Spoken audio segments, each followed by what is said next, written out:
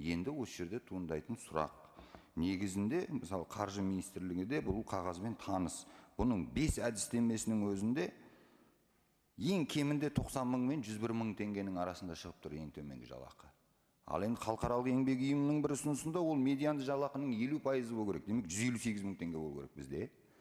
Бірақ бізге жеткен ақпарат бойынша қазір тіпті осы мынаның 5 әдістеменің түрінде де біреуіне өсіруге қаржы министрлігі қаржы жоқ деп жауап беріп отыр дейді.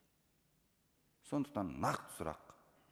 Біздің мемлекет басшысының тапсырмасы бар халықтың әлеуметтік жағдайын төмендетпеу жайында. Сондықтан қаржы жоқ дегенмен тек қана жалған сылтау деп ойлаймын, себебі бізде керек емес жаққа да жұмсалып жатқан қаржылар бар, оның барлығын айтып қазір мына жерде дау көтермей ақ қояйық. Сондықтан нақты сұрақ қаржы министрлігінің өкіліне: осы конвенцияға сай 5 әдістеменің біреуіне ең төменгі жалақыны қай уақытта, қанша мерзімде келтіресіздер?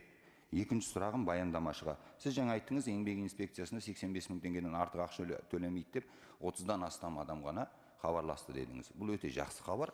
Соны нақтылап өтсеңіз, 30-дан асқан адамдарға сіз қалай көмектестіңіз? Және бұл жалғасын таба ма?